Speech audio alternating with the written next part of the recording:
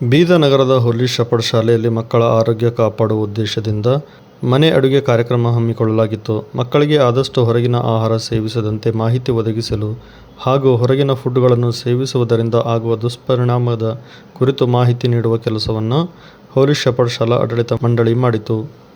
ಶಾಲಾ ಆವರಣದಲ್ಲೇ ಮಕ್ಕಳಿಗೆ ಮನೆ ಅಡುಗೆ ಎಷ್ಟು ರುಚಿಕರ ಆಗಿರುತ್ತೆ ಹಾಗೂ ಆರೋಗ್ಯ ಕಾಪಾಡಿಕೊಳ್ಳುವ ಉದ್ದೇಶದಿಂದ ಮನೆ ಅಡುಗೆ ಎಷ್ಟು ಉಪಯೋಗಕಾರಿ ಎಂಬುದರ ಕುರಿತು ಮಕ್ಕಳಿಗೆ ಹಾಗೂ ಪೋಷಕರಿಗೆ ಮಾಹಿತಿ ಒದಗಿಸುವ ಕೆಲಸವನ್ನು ಹೋಲಿ ಶೆಪರ್ಡ್ ಶಾಲೆಯ ಆಡಳಿತ ಮಂಡಳಿ ಯಶಸ್ವಿಯಾಗಿ ಮಾಡಿತು. ಇನ್ನು ಕಾರ್ಯಕ್ರಮದಲ್ಲಿ ಬೀದರ್ ಜಿಲ್ಲೆಯ ಪೊಲೀಸ್ ವರಿಷ್ಠಾಧಿಕಾರಿಯಾಗಿರುವ ಪ್ರದೀಪ್ ಗುಂಟಿ ಅವರ ಪತ್ನಿ ಭಾಗವಹಿಸಿದ್ದು, ಹೋಲಿ ಶೆಪರ್ಡ್ ಆಯೋಜಿಸಿದ್ದ ಮನೆ ಅಡುಗೆ ಕಾರ್ಯಕ್ರಮಕ್ಕೆ ಮೆಚ್ಚುಗೆ ವ್ಯಕ್ತಪಡಿಸಿದರು. ಮನೆ ಅಡುಗೆ ಸೇವಿಸುವುದರಿಂದ ಮಕ್ಕಳ ಆರೋಗ್ಯ ಉತ್ತಮವಾಗಿರುತ್ತೆ. ಅಷ್ಟೇ ಅಲ್ಲದೆ ಹೊರಗಡೆ ಸಿಗುವ ಜಂಕ್ ಫುಡ್ಗಳನ್ನು ಮಕ್ಕಳು ಸೇವಿಸುವುದರಿಂದ ಮಕ್ಕಳ ಆರೋಗ್ಯದಲ್ಲಿ ಏರುಪೇರಾಗುತ್ತೆ. ಹೀಗಾಗಿ ಮಕ್ಕಳು ಹಾಗೂ ಪೋಷಕರಿಗೆ ಜಂಕ್ ಫುಡ್ನಿಂದಾಗುವ ದುಷ್ಪರಿಣಾಮದ ಕುರಿತು ಮನವರಿಕೆ ಮಾಡುವ ಅಗತ್ಯವಿದೆ. ಇಂತಹ ಕಾರ್ಯಕ್ರಮವನ್ನು ಹೋಲಿ ಶೆಪರ್ಡ್ ಶಾಲೆ ಆಯೋಜಿಸಿದ್ದು ಸ್ವಾಗತಾರ್ಹ ಎಂದು ಮೆಚ್ಚುಗೆ ವ್ಯಕ್ತಪಡಿಸಿದರು.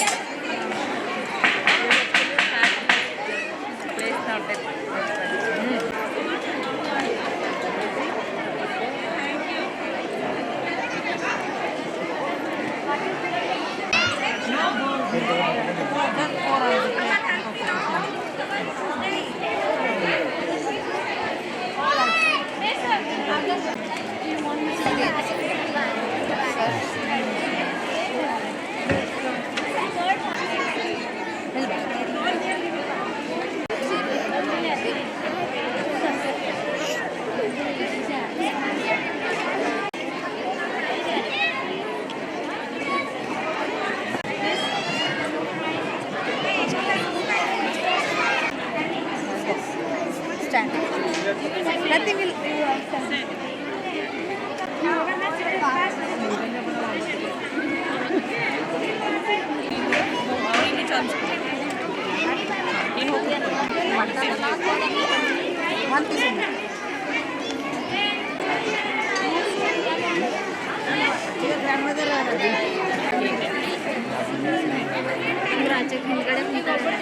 Hope everybody is enjoying the food item.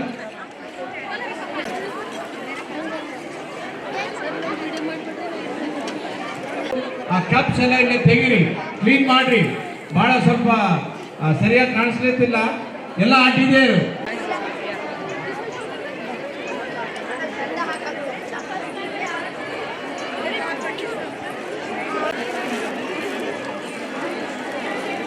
Open ಮಾಡಿ. ಏನಿದೆ?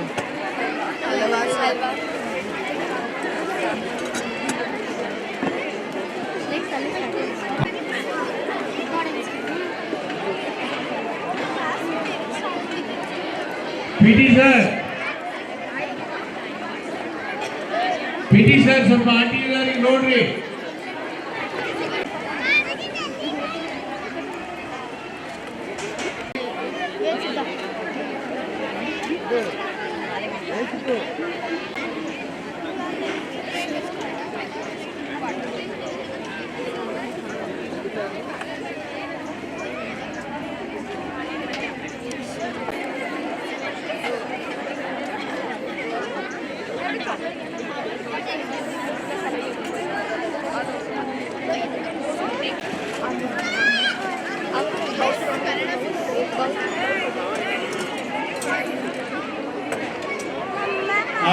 I request all the guests, honorable guests, please don't waste the food, and parcel is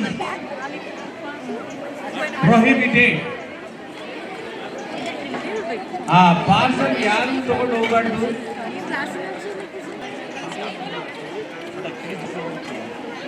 आप प्लेट में खाना छोड़े तो वो हमारा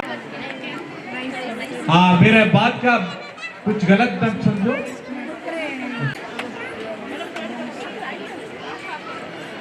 Please eat as much as you can, but don't waste the. परंतु खाना जाहिर मत कीजिए, वेस्ट मत कीजिए।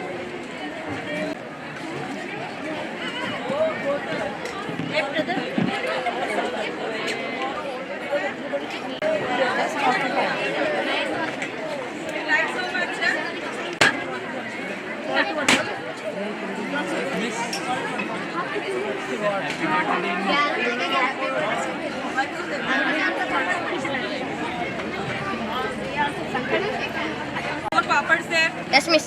Masala papad. Masala papad.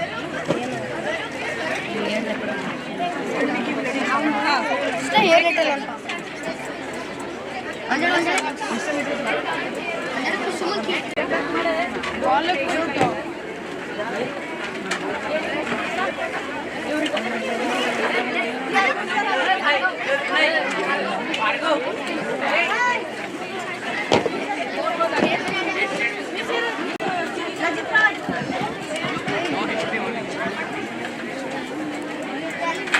We are very, very thankful to all the parents who have, and our children are very grateful to you for coming and tasting their food.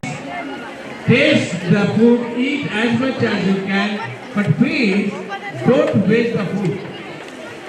I once again reiterate that eat as much as you can. But ಆಂಟಿಯವರೇ ಎಲ್ಲಿದ್ದೀರಾ ಅಲ್ಲಿಂದ ಇಲ್ಲಿಗೆ food centre ಬನ್ನಿ. ಇದು last warning ಇಲ್ಲ.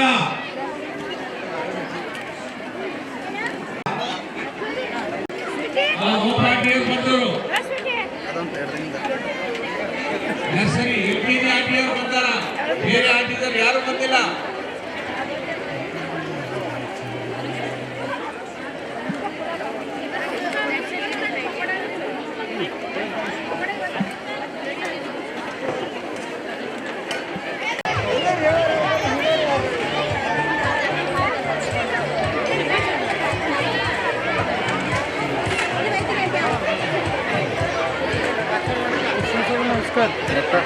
ನಿಮ್ಮ ಹುಡುಗರು ಬೇರೆ ಇಲ್ಲೇ ಭಾಳ ಏನಾರ ಅಡುಗೆ ಮಾಡ್ತಾರೆ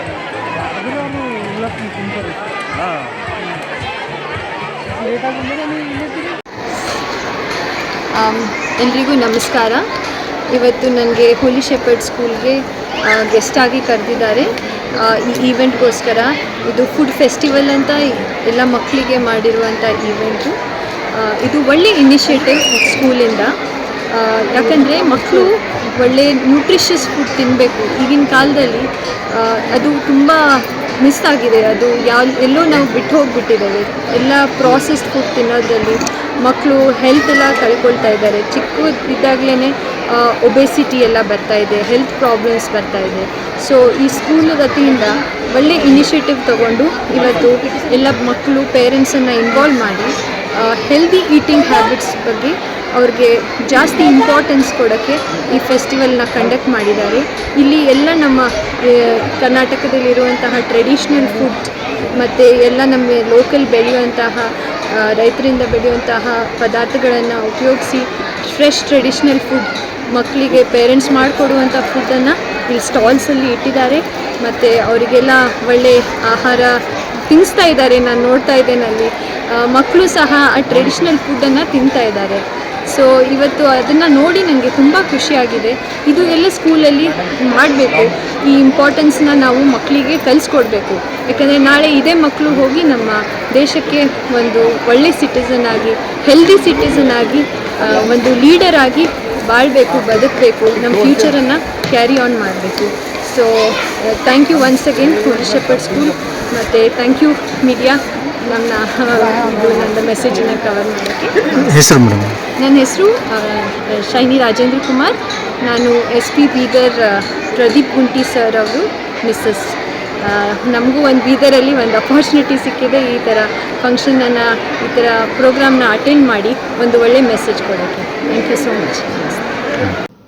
ಜೈಪುರ್ ಅಜ್ಮೀರ್ ಹೆದ್ದಾರಿಯಲ್ಲಿ LPG ಟ್ಯಾಂಕರ್ ಅಪಘಾತ ಸ್ಫೋಟ ಪ್ರಕರಣದಲ್ಲಿ ಸಾವನ್ನಪ್ಪಿದವರ ಸಂಖ್ಯೆ 14ಕ್ಕೆ ಏರಿಕೆಯಾಗಿದೆ ಎಂದು ಶನಿವಾರ ತಿಳಿದು ಬಂದಿದೆ. ಭೀಕರ ಅಪಘಾತದಲ್ಲಿ 30ಕ್ಕೂ ಹೆಚ್ಚು ಜನರು ಗಾಯಗೊಂಡಿದ್ದು, ಗಾಯಾಳುಗಳಿಗೆ ಚಿಕಿತ್ಸೆ ಮುಂದುವರೆದಿದೆ. ಸುಟ್ಟು ಹೋಗಿದ್ದ 5 ಮೃತದೇಹಗಳು ಇದೀಗ ಪತ್ತೆಯಾಗಿದ್ದು, ಇದರೊಂದಿಗೆ ಮೃತರ ಸಂಖ್ಯೆ 14ಕ್ಕೆ ಏರಿಕೆಯಾಗಿದೆ ಎಂದು ಅಧಿಕಾರಿಗಳು ಮಾಹಿತಿ ನೀಡಿದ್ದಾರೆ. ಪ್ರಸ್ತುತ ಪತ್ತೆಯಾಗಿರುವ 5 ಮೃತದೇಹಗಳ ಗುರುತು ಇನ್ನೂ ಪತ್ತೆಯಾಗಿಲ್ಲ. ಗಾಯಗೊಂಡಿರುವ ಹಲವರ ಸ್ಥಿತಿ ಚಿಂತಾಜನಕವಾಗಿದೆ ಎಂದು ತಿಳಿಸಿದ್ದಾರೆ. 27 ಗಾಯಾಳುಗಳು SMS ಆಸ್ಪತ್ರೆಗೆ ದಾಖಲಾಗಿ ಚಿಕಿತ್ಸೆ ಪಡೆಯುತ್ತಿದ್ದಾರೆ. 7 ಮಂದಿ ವೆಂಟಿಲೇಟರ್ ಬೆಂಬಲದಲ್ಲಿದ್ದಾರೆಂದು ಆಸ್ಪತ್ರೆಯ ಅಧೀಕ್ಷಕ ಸುಶೀಲ್ ಭಾಟಿ ಅವರು ಹೇಳಿದ್ದಾರೆ. ಶುಕ್ರವಾರ ಮುಂಜಾನೆ ಬಂಗ್ರೋಟಾ ಪ್ರದೇಶದ ಹೆದ್ದಾರಿಯಲ್ಲಿ ಟ್ರಕ್ ಒಂದು LPG ಟ್ಯಾಂಕರ್ಗೆ ಡಿಕ್ಕಿ ಹೊಡೆದಿದ್ದು, ಪರಿಣಾಮ ಸ್ಥಳದಲ್ಲಿ ಟ್ಯಾಂಕರ್ ಸ್ಫೋಟಗೊಂಡು ಭಾರೀ ಪ್ರಮಾಣದ ಬೆಂಕಿ ಕಾಣಿಸಿಕೊಂಡಿತು. 35ಕ್ಕೂ ಹೆಚ್ಚು ವಾಹನಗಳು ಅಗ್ನಿಗಾಹುತಿಯಾಗಿದ್ದವು.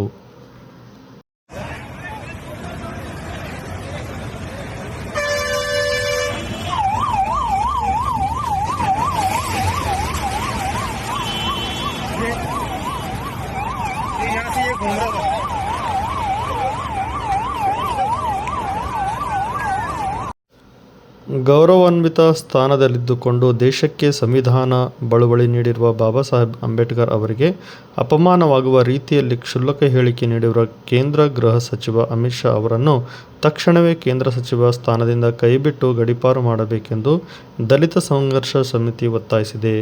ಟಿ. ನರಸೀಪುರ ಪಟ್ಟಣದ ತಲಕಾಡು ಕೊಳ್ಳೇಗಾಲು ರಸ್ತೆಯಲ್ಲಿರುವ ಅಂಬೇಡ್ಕರ್ ವೃತ್ತದಿಂದ ಹೊರಟ ಪ್ರತಿಭಟನಾ ಮೆರವಣಿಗೆಯ KSRTC ಬಸ್ ನಿಲ್ದಾಣ ವಿದ್ಯೋದಯ ವೃತ್ತ ಮಾರ್ಗವಾಗಿ ತಾಲೂಕು ಕಚೇರಿ ತಲುಪಿ ಕೇಂದ್ರ ಸಚಿವ ಅವರನ್ನು ರಾಜೀನಾಮೆ ಪಡೆಯುವಂತೆ ಘೋಷಣೆಗಳನ್ನು ಕೂಗಿದರು. ಶೀಘ್ರ ಅವರ ಮೇಲೆ ಕ್ರಮ ಜರುಗಿಸುವಂತೆ ರಾಷ್ಟ್ರಪತಿಗಳಿಗೆ ಒತ್ತಾಯಿಸಿದರು.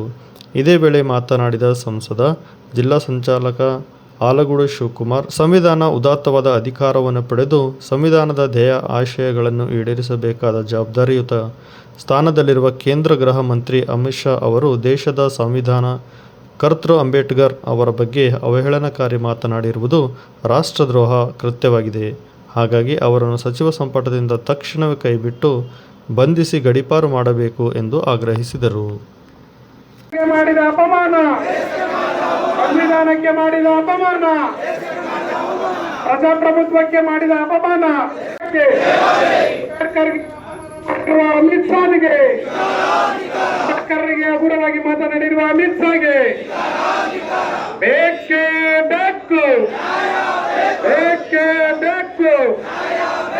ಸಮುದಾಯಗಳ ವಿರುದ್ಧ ದ್ವೇಷ ಬಿತ್ತಿ ಅರಾಜಕತೆ ಸೃಷ್ಟಿಸಿ ಅಸಹನೆಯಿಂದಲೇ ರಾಜಕೀಯ ಮಾಡುತ್ತಾ ಅಧಿಕಾರಕ್ಕೆ ಬಂದಿರುವ ಬಿಜೆಪಿ ಮತ್ತು RSS ಸಂಘ ಪರಿವಾರದ ಮುಖ್ಯಸ್ಥರಾಗಿರುವ ಅಮಿತ್ ಶಾ ಅವರು ಹಿಂದೆ ಗುಜರಾತ್ ರಾಜ್ಯದಲ್ಲಿ ಕೋಮು ಸೌಹಾರ್ದತೆಗೆ ಬೆಂಕಿ ಇಟ್ಟಿದ್ದರು. ನ್ಯಾಯಾಧೀಶರೊಬ್ಬರ ಕೊಲೆ ಪ್ರಕರಣದಲ್ಲಿ ಕ್ರಿಮಿನಲ್ ಅಪರಾಧಿಯಾಗಿ ಗಡೀಪಾರಾಗಿದ್ದರು. ಸಂಸದರಾಗಲು ಅರ್ಹತೆ ಇಲ್ಲದೆ ಜೈಲಿನಲ್ಲಿರಬೇಕಾಗಿದ್ದ ಇವರು ಇಂದು ದೇಶದ ಅತ್ಯುನ್ನತ ಸಾಂವಿಧಾನಿಕ ಹುದ್ದೆ ಕಾನೂನು ಸುವ್ಯವಸ್ಥೆ ಕಾಪಾಡುವ ಗೃಹ ಮಂತ್ರಿಯಾಗಿದ್ದಾರೆ. ಇಂತಹ ಜವಾಬ್ದಾರಿಯುತ ಸ್ಥಾನದಲ್ಲಿರುವ ಇವರೇ ಅಸಮಾನತೆಯ ಮನುಸ್ಮೃತಿಯನ್ನು ಜಾರಿಗೆ ತರಲು ತಮ್ಮ ಹಿಂದಿನ ಕ್ರಿಮಿನಲ್ ಚಟುವಟಿಕೆಗಳನ್ನೇ ಮುಂದುವರಿಸುತ್ತಿದ್ದಾರೆ. ಇಂಥವರ ಬೆಂಬಲಕ್ಕೆ ಪ್ರಧಾನಿ ನರೇಂದ್ರ ಮೋದಿಯವರು ಮತ್ತು ಬಿಜೆಪಿ ನಿಂತಿರುವುದನ್ನು ದಸಂಸ ಖಂಡಿಸುತ್ತದೆ. ಅಂಬೇಡ್ಕರ್ ಎನ್ನುವುದು ಈಗಿನ ಫ್ಯಾಷನ್ ಆಗಿದೆ. ಅವರನ್ನು ಸ್ಮರಿಸುವ ಬದಲು ದೇವರನ್ನು ಸ್ಮರಿಸಿದರೆ 7 ಜನ್ಮಗಳ ಪುಣ್ಯ ಬರುತ್ತೆ, ಸ್ವರ್ಗಕ್ಕೆ ಹೋಗ್ತೀರಿ ಎಂದು ರಾಜ್ಯಸಭೆಯಲ್ಲಿ ಅಂಬೇಡ್ಕರ್ ಅವರ ಬಗ್ಗೆ ಅಸಹನೆ ಮತ್ತು ದ್ವೇಷದಲ್ಲಿಕೊಂಡಿರುವ ಕೋಟ್ಯಾಂತರ ಭಾರತೀಯರನ್ನು ಅವಮಾನಿಸಿದ್ದಾರೆ. ಆದ್ದರಿಂದ ಅಮಿತ್ ಶಾ ಅವರನ್ನು ಸಂಸದ ಸ್ಥಾನದಿಂದ ವಜಾಗೊಳಿಸಿ ದೇಶದ್ರೋಹ ಕಾಯ್ದೆಯಡಿ ಬಂಧಿಸಬೇಕು ಎಂದು ಆಗ್ರಹಿಸಿ ದಸಂಸ ಟಿ. ನರಸೀಪುರ ತಾಲೂಕು ಶಾಖೆ ದಿನಾಂಕ 20/12/2024 ಟಿ. ನರಸೀಪುರದಲ್ಲಿ ಪ್ರತಿಭಟನಾ ಮೆರವಣಿಗೆ ನಡೆಸಿ ಮನವಿಯನ್ನು ಈ ಮೂಲಕ ಸಲ್ಲಿಸುತ್ತಿದ್ದೇವೆ. ಜಿಲ್ಲಾಧಿಕಾರಿಗಳ ಮುಖಾಂತರ ಸರ್ಕಾರಕ್ಕೆ ಕಳಿಸ್ಕೊಡ್ತೀವಿ.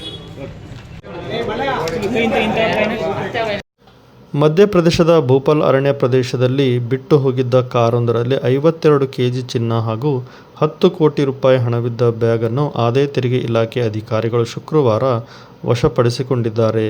ಇತ್ತೀಚೆಗೆ ರಾಜ್ಯದ ಹಲವೆಡೆ ನಿರ್ಮಾಣ ಕಂಪನಿಗಳ ಮೇಲೆ IT ಅಧಿಕಾರಿಗಳು ದಾಳಿ ನಡೆಸಿದರು. ಈ ವೇಳೆ ಆದಾಯ ಮರೆಮಾಚಲು ಕಾರೊಂದರಲ್ಲಿ ಹಣ, ಚಿನ್ನವನ್ನು ತುಂಬಿ ಕಾಡಿನಲ್ಲಿ ಬಚ್ಚಿಟ್ಟಿರಬಹುದು ಎಂದು ಶಂಕಿಸಲಾಗಿದೆ.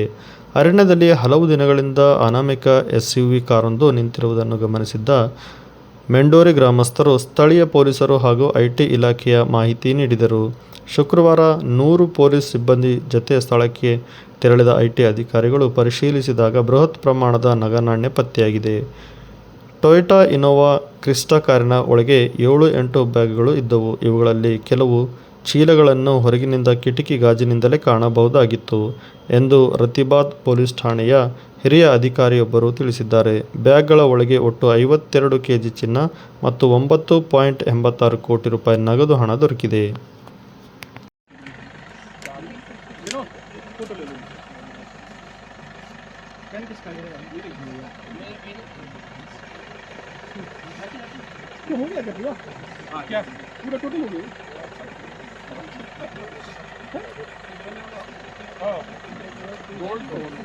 बॉक्स मिला के देखो, बॉक्स में सर एक्चुअली ऐसे नहीं, इसको वो करो पहले, नहीं खोल रहे हैं सर, फोटो आउट नहीं करेगा ना, वायरल नहीं करेगा।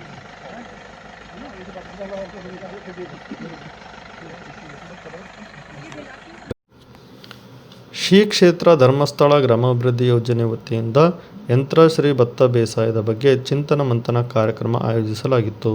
ಟಿ. ನರಸೀಪುರ ತಾಲೂಕಿನ ತಲಕಾಡು ಗ್ರಾಮದ ಶ್ರೀ ಹಸ್ತಿಕೇರಿ ಮಠದಲ್ಲಿ ಡಾಕ್ಟರ್ ಶ್ರೀ ಸಿದ್ಧ ಮಲ್ಲಿಕಾರ್ಜುನ ಸ್ವಾಮೀಜಿ ಅವರ ಅಧ್ಯಕ್ಷತೆ ಹಾಗೂ ದಿವ್ಯ ಸಾನ್ನಿಧ್ಯದಲ್ಲಿ ಯಂತ್ರ ಭತ್ತ ಬೇಸಾಯದ ಬಗ್ಗೆ ಮಾಹಿತಿ ಕಾರ್ಯಾಗಾರವನ್ನು ದೀಪ ಬೆಳಗಿಸುವ ಮೂಲಕ ಉದ್ಘಾಟಿಸಿ ಮಾತನಾಡುತ್ತಾ, ಭತ್ತ ಬೇಸಾಯ ರೈತರ ಜೀವನಾಡಿ. ಭತ್ತವನ್ನು ಸ್ನೇಹಜೀವಿ ಮಾಡಬೇಕಾದರೆ ಇತ್ತೀಚಿನ ದಿನಗಳಲ್ಲಿ ಕೃಷಿ ಕಾರ್ಮಿಕರ ಕೊರತೆ ಹೆಚ್ಚಾಗಿ ಕಾಣುತ್ತಿದ್ದು, ಇದರ ನಿವಾರಣೆಗೆ ಭತ್ತದಿಂದ ಅಕ್ಕಿಯವರೆಗೆ ಎಲ್ಲ ಹಂತಗಳಲ್ಲೂ ಯಂತ್ರಗಳನ್ನು ಬಳಸುವ ಮೂಲಕ ಭತ್ತ ಬೇಸಾಯವನ್ನು ಯಂತ್ರೀಕೃತಗೊಳಿಸಿ ಖರ್ಚು ಕಡಿಮೆ ಮಾಡಿ ಹೆಚ್ಚು ಆದಾಯ ಇಳುವರಿ ಪಡೆಯಲು ಶ್ರೀ ಕ್ಷೇತ್ರ ಧರ್ಮಸ್ಥಳ ಗ್ರಾಮಾಭಿವೃದ್ಧಿ ಯೋಜನೆ ಮುಂದೆ ಬಂದಿದ್ದು, ಇದರ ಸದುಪಯೋಗವನ್ನು ರೈತ ಬಾಂಧವರು ಪಡೆದುಕೊಳ್ಳಬೇಕು ಎಂದು ಆಶೀರ್ವಚನ ನೀಡಿದರು. ನಿವೃತ್ತ ಕ್ಷೇತ್ರ ಶಿಕ್ಷಣಾಧಿಕಾರಿಯವರಾದ ನಾರಾಯಣಗೌಡರು ಯಂತ್ರೀಕೃತ ಭತ್ತ ಬೇಸಾಯದ ಬಗ್ಗೆ ರೈತ ಬಾಂಧವರಿಗೆ ಇನ್ನಷ್ಟು ತಿಳುವಳಿಕೆ, ಮಾಹಿತಿ, ತರಬೇತಿ ಅವಶ್ಯಕತೆ ಇದ್ದು, ಇದನ್ನು ನೀಡುವುದರ ಮೂಲಕ ಇನ್ನಷ್ಟು ಪರಿಣಾಮಕಾರಿಯಾಗಿ ಅನುಷ್ಠಾನ ಮಾಡಬೇಕೆಂದು ತಿಳಿಸಿದರು.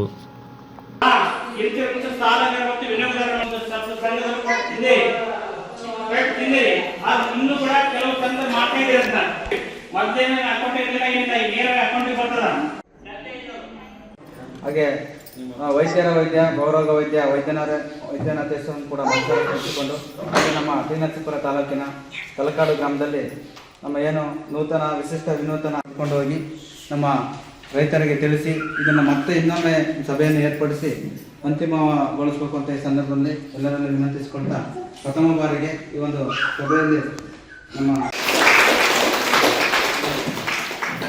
ಗೌರವಪೂರ್ವಕ ಸ್ವಾಗತ ಸುಸ್ವಾಗತವನ್ನು ಬಯಸ್ತಾ ಇದ್ದೇನೆ. ಕೂಡ ಪ್ರೀತಿಪೂರ್ವಕ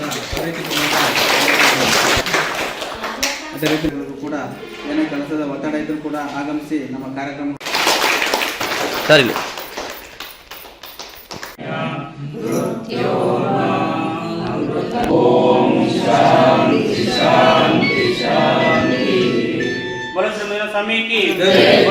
ಸ್ವಾಮಿಗೆ ತಾಯಿ ಚಾಮುಂಡೇಶ್ವರಿಗೆ ನಮಗೆ ಕಾರ್ಮಿಕರ ಕೊರತೆ ತುಂಬ ಕಷ್ಟ ಇದೆ ಕಾರ್ಮಿಕರು. ಈ ಸಲ ನೋಡಿ ಮಿಷಿನ್ಗಳು ಕುಮಾರ್ ಅವರು ಹೇಳಿದ್ರು, ನಾವು ಮಿಷಿನ್ ಕೂಡ ಕಟಾವು ಮಾಡೋ ಮಿಷಿನ್ ತರಿಸ್ತೀವಿ ಅಂತ ಹೇಳಿದ್ರು. ಈ ಸಾರಿ ದಾವಣಗೆರೆ, ತಮಿಳುನಾಡು, ನಮ್ಮ ಏರಿಯಾ ಇಲ್ಲೆಲ್ಲ ಕರ್ನಾಟಕ ಭಾಗದಲ್ಲೆಲ್ಲ ಒಮ್ಮೆಲೆ ಬಂದ್ಬಿಟ್ಟಿದೆ ಕಟಾವು ಬೇಸಾಯ. ಅಲ್ಲಿ ತುಂಗಭದ್ರಾ ಡ್ಯಾಮ್ ಗೇಟು ಕೊಲ್ಯಾಪ್ಸ್ ಆಗಿ 1 ತಿಂಗಳು 15-20 ದಿವಸ ಮೇಲಾಯಿತು. ಅವ್ರು ನೀರು ಕೊಟ್ಟು ವ್ಯವಸಾಯ ಶುರು ಮಾಡೋದು. ತಮಿಳುನಾಡಲ್ಲಿ ಈಗ ಬಿರುಗಾಳಿ ಯೋಜನೆ ಕಳೆದ 10 ವರ್ಷಗಳಿಂದ ಭತ್ತ ಬೇಸಾಯದ ಬಗ್ಗೆ ಬೇರೆ ಬೇರೆ ಕಾರ್ಯಕ್ರಮಗಳನ್ನು ಮಾಡ್ತಾ ಬಂದಿದೆ. ಈಗಾಗಲೇ ನಮ್ಮ ವೇದಿಕೆಯಲ್ಲಿರುವಂತಹ ನಾರಾಯಣಗೌಡ ಸರ್ ಅವರು ಬಹಳ ಉತ್ತಮವಾಗಿ ಅವರ ಅನಿಸಿಕೆ ಮತ್ತು ರೈತರ ನೋವು, ತುಂಬಾ ಕಷ್ಟದಲ್ಲಿ ಭತ್ತ ಬೇಸಾಯ ಇದೆ, ಕೂಲಿ ಆಳುಗಳು ಸಿಗ್ತಾ ಇಲ್ಲ. ಬಹುಶಃ ನಿಮ್ಮ ಭತ್ತ ಬೇಸಾಯ ಮಾಡೋರು ತುಂಬಾ ಜನ ಇದ್ದೀರಿ ಅಂತ ಈಗಾಗಲೇ ಕುಮಾರ್ ಅವರು ನಮ್ಗೆ ಹೇಳಿದ್ರು. ಹಾಗಾಗಿ ಭತ್ತದ ಬಗ್ಗೆ ನಾವು ಸಮಸ್ಯೆಗಳ ಬಗ್ಗೆ ನೋಡ್ತಾ ಹೋದ್ರೆ ಈಗ ನಾವು ಪ್ರಥಮವಾಗಿ ಬರುವಂತದ್ದು ಸಸಿ ಮಡಿ ಅಥವಾ ಈ ವಿಷಯ ಬರುತ್ತೆ. ಮೇಲೆ ನಾಟಿ ಮಾಡ್ತಾರೆ, ಅಂತರಗಳು ಸರಿಯಾಗಿರಲ್ಲ. ಒಂದು ಸಸಿಯಿಂದ ಒಂದು ಸಸಿಗೆ 12 ಇಂಚು ಅಂತರ ಕರೆಕ್ಟ್ ಆಗಿ ಇದರಲ್ಲಿ ಇರುತ್ತೆ. ಸಸಿಯಿಂದ ಸಸಿಗೆ 6 ಇಂಚು 7 ಇಂಚು ಎಷ್ಟು ಬೇಕಾದ್ರೂ ನಾವು ಅದನ್ನ ಅಡ್ಜಸ್ಟ್ಮೆಂಟ್ ಮಾಡಬಹುದು. ಒಂದ್ಸಲ ನಾಟಿ ಮಾಡುವಾಗ ಇದರಲ್ಲಿ 3 ಇಂಚು ಒಂದು ಎಕರೆಗೆ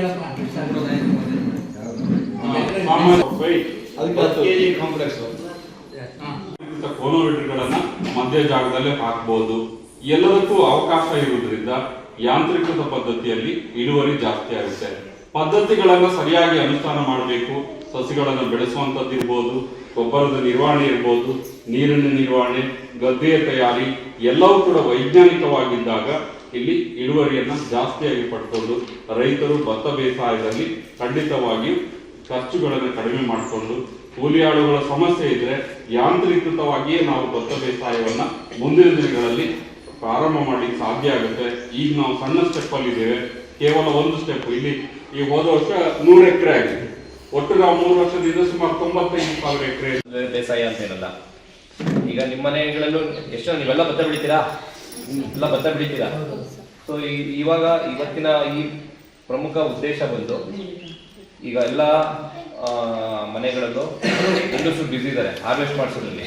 ಹಾರ್ವೆಸ್ಟ್ ಮಾಡೋದಕ್ಕೆ ಹಾರ್ವೆಸ್ಟರ್ ಹುಡುಕಿದ್ರೇ ಒಂದು ದೊಡ್ಡ ಸಮಸ್ಯೆ ಆಗಿದೆ.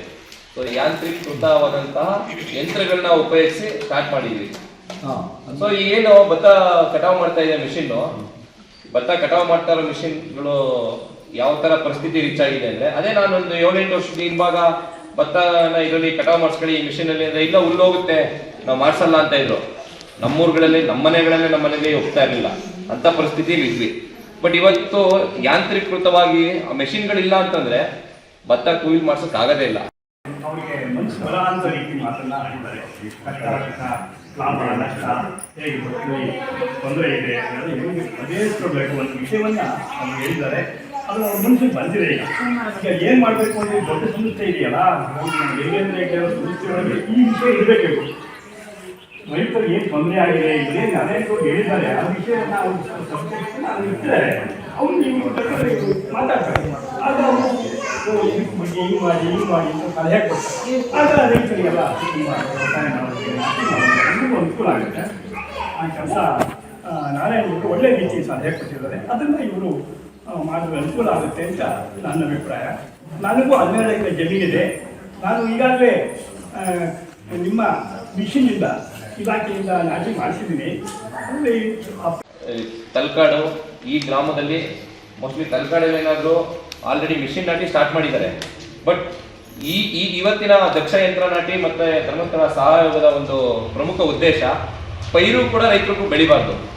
ಸೊ ಈ ಪೈರು ಬೆಳೆಯೋದು ಚಾಲೆಂಜಿಂಗ್ಗೆ ಏನಾಗುತ್ತೆ, ಪೈರು ಬೆಳೆಯೋದು ಅದು ಹಿಂಗಾರಲ್ಲಂತೂ ಚಳಿಗಾಲದಲ್ಲಿ ಸಿಗಾಕೊಳ್ಳೋದ್ರಿಂದ ಪೈರು ಅಷ್ಟು ಈಸಿಯಾಗಿ ಬರೋದಿಲ್ಲ.